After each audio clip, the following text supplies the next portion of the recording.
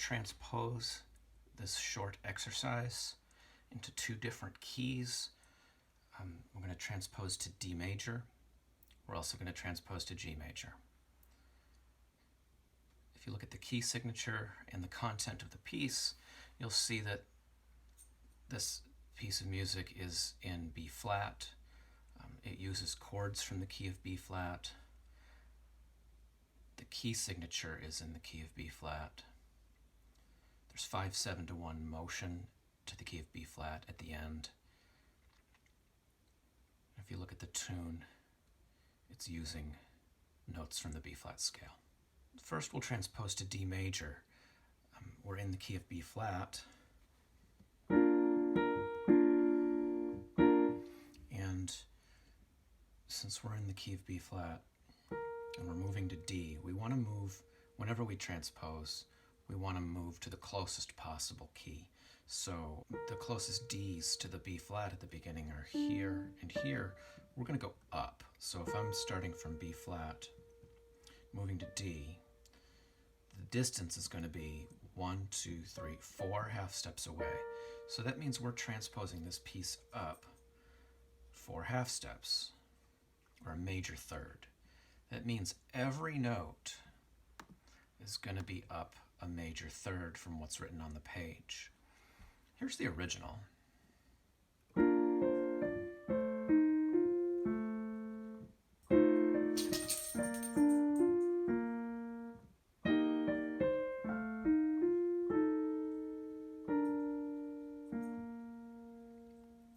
In any of the transposition exercises we do, you would be allowed to block chords. So I'll play the exercise again with the left-hand chords blocked.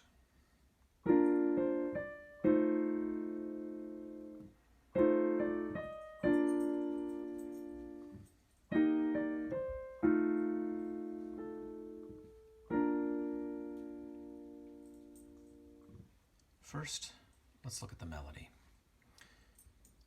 The melody starts on a B flat and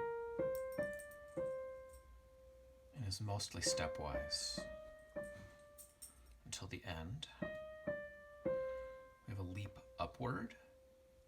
When we're transposing, it's always important to notice in a melody when we have leaps. Those can be challenging to transpose. So it's good to remember how far you went. Here it goes up a fourth, C to F, perfect fourth. Then a large leap down a minor sixth. It's also helpful to notice that it leaps down to the leading tone and then stepwise up to the tonic. If we're going to transpose that up a major third, there's a few things to consider. First is hand position. Your first note is a B flat. Most of the time we're playing basically just from a B flat 5-finger pattern. Then the A to the B flat at the end is the exception. But mostly just the 5 notes from the 5-finger pattern. And the first one starts on the thumb. So if we transpose up to D, all you have to do is slide over a third on white keys, adjust for your key signature, and then you're good to go. D major has 2 sharps, F sharp and then C sharp. Remember that C sharp later when we need to play the leading tone to the tonic at the end. So my original key was B flat, my first note was B flat, my new key is D, my first note is D. And you can just have your hand set up in the key of D. That way you don't need to really be thinking about sharps and flats. You don't need to even be thinking about the fact that each note is a major third away from the original. You don't want to have to try to transpose every note. B flat is up to D, and then the next note is C up to E. It's too complicated. Get your hand into the position of the new key, and you can read it like it's in the new key. There's another trick to this one when you're playing this melody that I'll show you in a second. But first, I'm just going to play through slowly in the new key. 1 and 2 and 3 and 3 and 3 and now we'll stop here. It's a large leap. You've got to go up a fourth. So if I look up a fourth from E, 5 half steps up, perfect fourth, or you can think about the E scale, going up 4 notes, starting from the E, including the E. So it's a fourth. The next note we remember was the leading tone. We're in the key of D. Our leading tone, half step below the tonic, C sharp. You're going to want to make a point to just memorize those 2 notes. Remember your fourth going up, and then remember your leading tone. The rest of it, you should be able to get through it just by reading by step. You should be able to pretty much sight read the transposition from the beginning, because we're just going up and down by step, just playing out of time here. And this is the first spot where it gets tricky. Up a fourth, memorize the fact that you have an A. You don't want to have to be kind of doing that math when you're playing the piece. And then memorize the fact that you have a leading tone, C sharp. And then reading again. So I'll play through that whole thing a little quicker now. In 3. 1, 2, 3.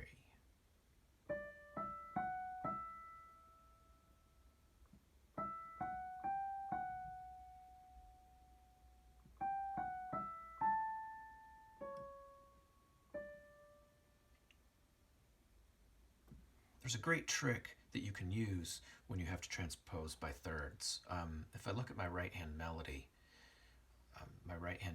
is in B flat. If we're transposing up a third to D, notice what happens with the notes. If you change the key signature to D major, but then change your clef to a bass clef, well, notice that your first note D would be a D on bass clef. Sure, it's 2 octaves higher, but if you are a good bass clef reader and you just want to think of this as being in bass clef, that can help you to get through it. If we look over the left hand, you'll find that it's using basic chords from the key of B flat. The first triad is a B flat, a D, and an F. Have to read some lighter lines there. B flat, D, and F, close to middle C. Outlines a B flat triad, and that's the 1 chord. If we look over, one good thing to do in exercises like this is in your left hand, especially if there are chords, is to play your chord progression, your 1, 4, 1, 5, 7, 1.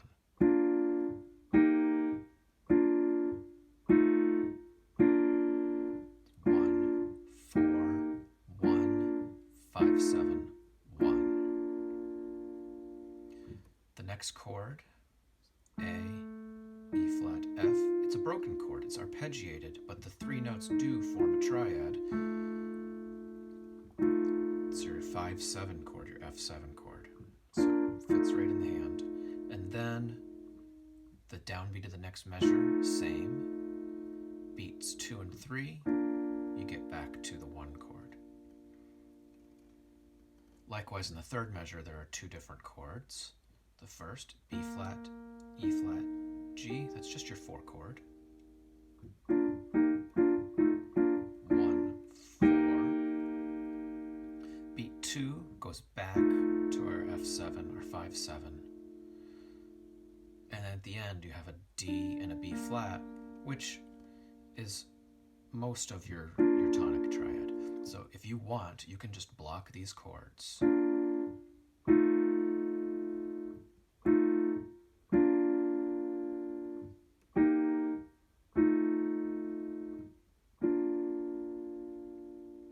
So if we move up to D, first thing you want to do is play your D chord progression. 1,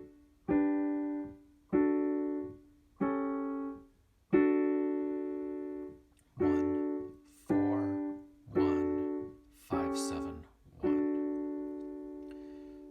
We figured out, if you look at the page, the first chord was 1, the next is 5-7. Measure 2 goes from 5-7 to 1. Measure 3 has a 4 chord and a 5/7 chord, and then back to 1.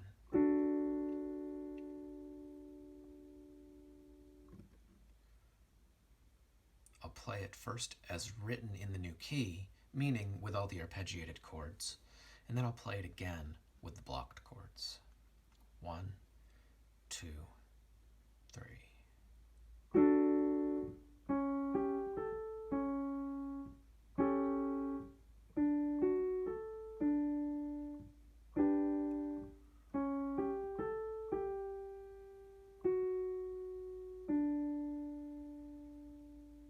This time blocked. 1, 2, 3. 3.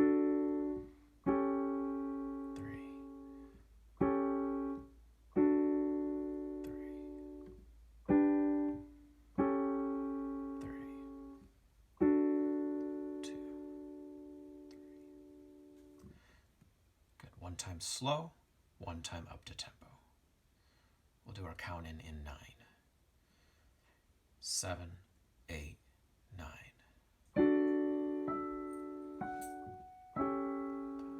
6, 7, 8, 9. 5, 6, 7, 8, 9.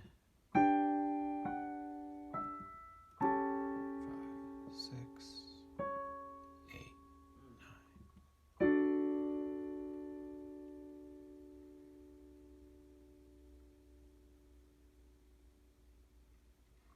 And then one time up to tempo in 3. 1, 2, 3. 3.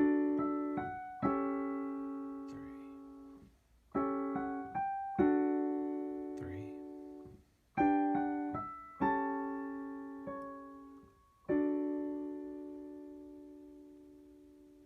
And I'll play it one time with the arpeggiated chords, for those of you who want to play it that way. 1, 2, 3.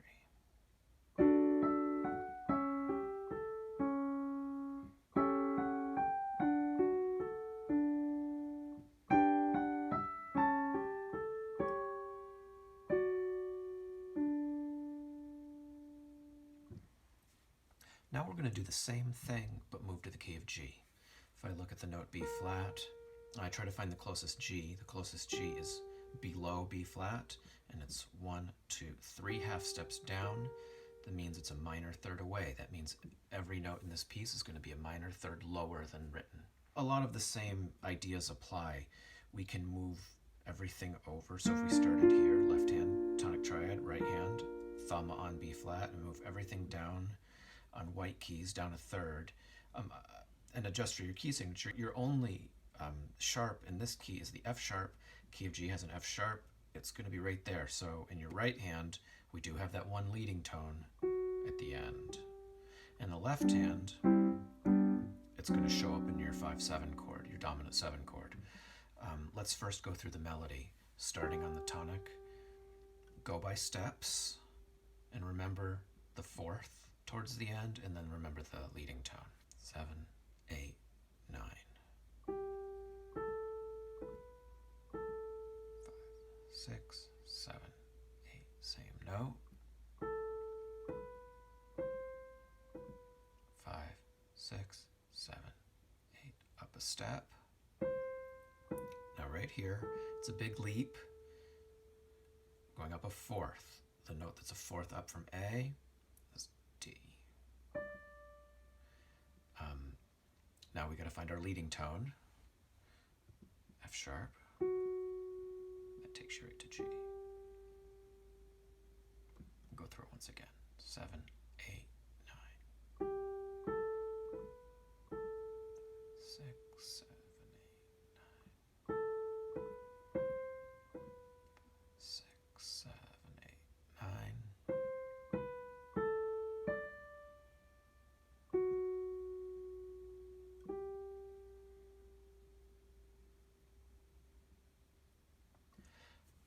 The left hand is using the same chords, the 1, then the 5/7, 5/7, then back to 1, 4, 5/7, and 1. Here is one time by itself. Before you do that, you should make sure to play your G chord progression 1, 4, 1, 5, 7, 1, and make sure that you can apply those chords to this piece.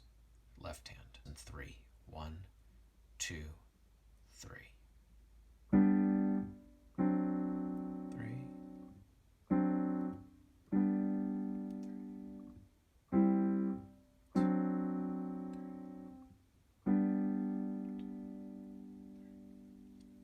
And then I'll put everything together. We'll go slow one time with blocked chords, and then up to tempo with blocked chords, and then one time with the notes as written on the page. 7, 8, 9. 5, 6, 7, 8, 9. 5, 6, 7,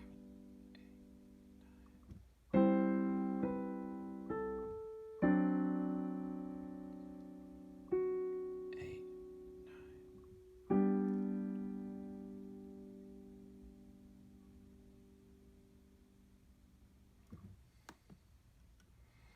And then one time up to tempo. 1, 2, 3. 3.